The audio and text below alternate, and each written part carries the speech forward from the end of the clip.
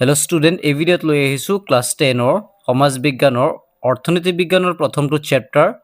নতুনকৈ কিতাপত এড হোৱা চেপ্টাৰ হৈছে বিত্তীয় সাক্ষৰতা। এই চেপ্টাৰটিত থকা সম্পূৰ্ণ কুৱেশ্যন আনচাৰখিনি যিহেতু এইটো চেপ্টাৰ তোমালোকৰ ফাৰ্ষ্ট ইউনিট টেষ্ট এক্সামত আহিব, গতিকে কুৱেশ্যন আনচাৰখিনি জানি লোৱা। প্ৰত্যেকটা প্ৰশ্নৰ উত্তৰ দিয়া আছে, ইয়াত লিখা আছে। আমি গোটেইখিনি আলোচনা কৰিম। অনুশীলনীত থকা কুৱেশ্যনসমূহ চোৱা। ফাৰ্ষ্টত আছে বেংক কি? বেংক হৈছে এটি বিত্তীয় প্ৰতিষ্ঠান। বেংক হৈছে এটি বিত্তীয় প্ৰতিষ্ঠান যিয়ে গ্ৰাহকৰ ধন জমা লোৱা, দাবী অনুসৰি পৰিশোধ কৰা আৰু ঋণৰ ব্যৱসায় কৰে। তাৰপিছত ডেবিট কাৰ্ড কি?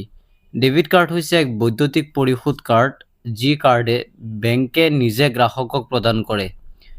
ইয়াক সংক্ষেপে ইয়াক ATM কাৰ্ড বুলিও কোৱা হয়। নেক্সট, ভাৰতীয় ৰিজাৰ্ভ বেংক কেতিয়া প্ৰতিষ্ঠা কৰা হৈছিল? 1935ত ভাৰতীয় ৰিজাৰ্ভ বেংক প্ৰতিষ্ঠা কৰা হৈছিল। UPIৰ এটি উদাহৰণ দিয়া। পেটিএম বা ফোনপে হৈছে UPIৰ উদাহৰণ। চেনেললৈ প্ৰথমবাৰৰ বাবে আহিলে চেনেলটো ছাবস্ক্ৰাইব কৰি লোৱা, কাষত থকা বেল আইকনটো প্ৰেছ কৰি লোৱা। নেক্সট, চলিত জমা কি? চলিত আমানতত সঞ্চয় কৰিলে জমাকাৰীয়ে যিকোনো সময়তে চেকৰ জৰিয়তে নিজৰ সঞ্চয় উলিয়াই আনিব পাৰে। ইয়াকে চলিত আমানত অৰ্থাৎ কাৰেণ্ট একাউণ্ট বোলে। মানে সঞ্চয়কাৰীয়ে যিকোনো সময়তে চেকৰ জৰিয়তে ধন উলিয়াই আনিব পাৰিব। এটি বিত্তীয় উপকৰণ উল্লেখ কৰা। ষ্টক আৰু বণ্ড। প্ৰাইমাৰী বজাৰৰ আন এটি নাম কি? নিউ ইছ্যু বজাৰ অৰ্থাৎ নিউ ইছ্যু মাৰ্কেট। নেক্সট, সেবি কেতিয়া প্ৰতিষ্ঠা হৈছিল? সেবি মিন্স 22 এপ্ৰিল 1992ত সেবি প্ৰতিষ্ঠা হৈছিল। পদ্ধতিগত বিনিয়োগ আঁচনি কি? SIP অৰ্থাৎ পদ্ধতিগত বিনিয়োগ আঁচনি হৈছে মিউচুৱেল ফাণ্ডত নিৰ্দিষ্ট পৰিমাণৰ ধন নিয়মিতভাৱে বিনিয়োগ কৰাৰ ব্যৱস্থা। চাইবাৰ প্ৰতাৰণাৰ পৰা ৰক্ষা পাবলৈ এটা সতৰ্কতা উল্লেখ কৰা। সন্দেহজনক লিংকত ক্লিক কৰা উচিত নহয়। অচিনাকি ব্যক্তিৰ পৰা পোৱা এটাচমেণ্ট খোলা উচিত নহয় আৰু অনাকাংক্ষিত ইমেইল, মেছেজ বা ফোন কলৰ পৰা কোনো প্ৰতিক্ৰিয়া কৰা উচিত নহয়। এনে কৰিলে আমি চাইবাৰ প্ৰতাৰণাৰ পৰা ৰক্ষা পাব পাৰি। তাৰপিছত চমু উত্তৰৰ প্ৰশ্ন। ইয়াত 2 মাৰ্কছৰ ইয়াত আছে ইণ্টাৰনেট বেংকিং কি? ব্যৱহাৰ আৰু ধন হস্তান্তৰ ক্ৰিয়া কেনেকৈ কৰিব পাৰি? ইয়াৰ আগত আৰু এটা কুৱেশ্যন আছে, এইটো আলোচনা কৰি। ইয়াত যিহেতু ফাৰ্ষ্ট কুৱেশ্যনটো আছে আঞ্চলিক গ্ৰাম্য বেংকৰ কাৰ্যসমূহ কি কি? যিহেতু এইটো আগৰে কুৱেশ্যন, মানে এইটো কি কয় অল্ড চিলেবাছতে আছে, সেইকাৰণে এই আনচাৰটো তোমালোকক দেখুৱাই দি আছোঁ। আঞ্চলিক গ্ৰাম্য বেংক কি? আঞ্চলিক গ্ৰাম্য বেংকৰ কাৰ্যাৱলীসমূহ লিখিব লাগে। এইটো চোৱা আঞ্চলিক গ্ৰাম্য বেংক আৰু ইয়াৰ কাৰ্যাৱলীবোৰ হৈছে বেপাৰী মহাজনৰ পৰা অত্যাধিক সুদ, ঋণ আদি লোৱা, গাঁওবাসীক অতি কম সুদৰ হাৰত ঋণ প্ৰদান কৰা, দুখীয়া গাঁওবাসীক সকাহ দিয়া। নেক্সট, গ্ৰাম্য সঞ্চয় সংগ্ৰহ কৰি বিভিন্ন উৎপাদনমূলক কাৰ্যত সেই সঞ্চয় বিয়োগ কৰা। ভাৰতবৰ্ষৰ বৰ্তমান 2014 চনৰ 57টা আঞ্চলিক গ্ৰাম্য বেংক কাৰ্যকৰী হৈ আছে।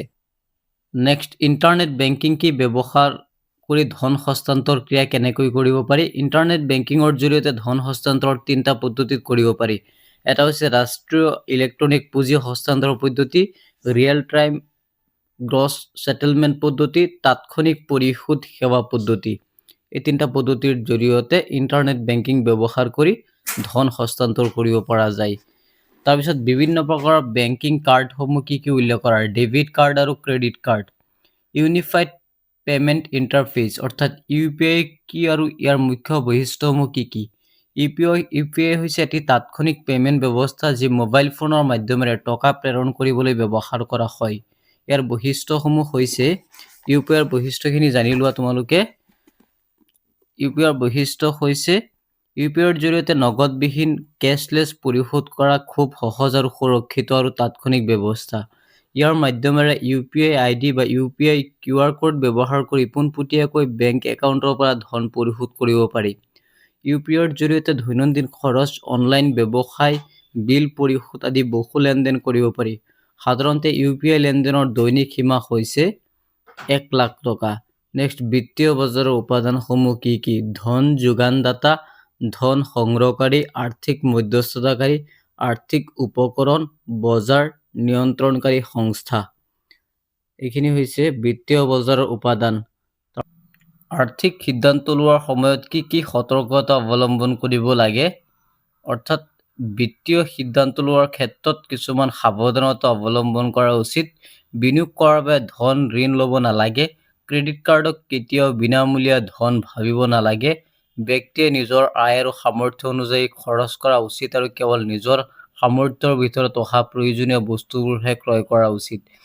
বিত্তীয় বজাৰ সদায় বজাৰ বিপদশংকাৰ আধান বা ষ্টক, বণ্ড আদি মিউচুৱেল ফাণ্ডৰ দৰে কোনো বিত্তীয় সঁজুলিত বিনিয়োগ কৰাৰ আগতে সেই সঁজুলি, কোম্পানীৰ সম্পৰ্কিত সকলো তথ্য ভালদৰে জানি বুজি লোৱাৰ পিছত সিদ্ধান্ত লোৱা উচিত।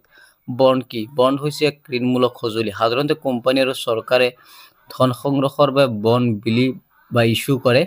বণ্ড মানে কোনো ব্যক্তিগত বিনিয়োগকাৰীৰ পৰা কোম্পানী বা চৰকাৰলৈ দিয়া ঋণ। ঋণ গ্ৰাহকে নিৰ্দিষ্ট সময়ৰ বাবে এই ঋণৰ ওপৰত নিৰ্দিষ্ট সুদ দিবলৈ সন্মত হয়। বণ্ডৰ এটা নিৰ্দিষ্ট পৰিশোধৰ ম্যাদৰ তাৰিখ থাকে, য'ত মূল ঋণৰ পৰিমাণ ঋণদাতা ব্যক্তিক প্ৰদান কৰা হয়। তাৰপিছত কুৱেশ্যনটো হৈছে চাইবাৰ প্ৰতাৰণাৰ ধাৰণাসমূহ কি কি? চাইবাৰ প্ৰতাৰণাৰ ধাৰণাসমূহ হৈছে অনলাইন বেংকিং আৰু ক্ৰেডিট কাৰ্ড প্ৰতাৰণা, বিনিয়োগ প্ৰতাৰণা, পৰিচয় চুৰি, মুক্তিপণৰ দাবী, ফিচিং। এইখিনি হৈছে চাইবাৰ প্ৰতাৰণাৰ ধৰণসমূহ। তাৰপিছত আৰু এটা লাষ্ট কুৱেশ্যন আছে। সেই কুৱেশ্যনটো আকৌ সেই অল্ড চিলেবাছৰ বুকছতেই সেই কুৱেশ্যনটো আছে, দিয়া আছে। সেইটো আমি এবাৰ চাওঁ কুৱেশ্যনটো কোনটো আছিল। সেই কুৱেশ্যনটো হৈছে বেংকৰ উদ্ভৱ মানে অৰিজিনছ অফ বেংকৰ সম্পৰ্কে এটি টোকা লিখা। বেংকৰ উদ্ভৱৰ বিষয়ে আমি এটি টোকা লিখিব লাগে। এই আনচাৰটো তোমালোকে এইখিনি লিখিলেই হ'ব যে বেংকৰ উদ্ভৱ কেনেকৈ হৈছিল। বেংকৰ উৎপত্তি বুলি পাইছা যে অৰ্থনীতিবিদ ক্ৰাফটাৰৰ মতে বেপাৰী সোণাৰী ঋণ দিওঁতা মহাজনসকলে বেংকৰ পূৰ্বপুৰুষ। ইয়াৰ পৰা চাই মিলাই আনচাৰটো লিখিলেই হ'ল। নেক্সট ভিডিঅ'ত এই চেপ্টাৰত থকা যিকেইটা লং কুৱেশ্যনছ আছে, লং কুৱেশ্যনছ কোৱা বা চমু টোকা কোৱা, এই গোটেইখিনি এইখিনি আলোচনা কৰিম। আশা কৰোঁ সেই ভিডিঅ'টো চাবা বুলি। গতিকে আজিৰ কাৰণে ভিডিঅ'টো ইয়াতে সামৰিছোঁ। যদি ভিডিঅ'টো ইনফৰ্মেটিভ বুলি ভাবিছা, চেনেলটো ছাবস্ক্ৰাইব কৰি ৰাখিবা। ধন্যবাদ।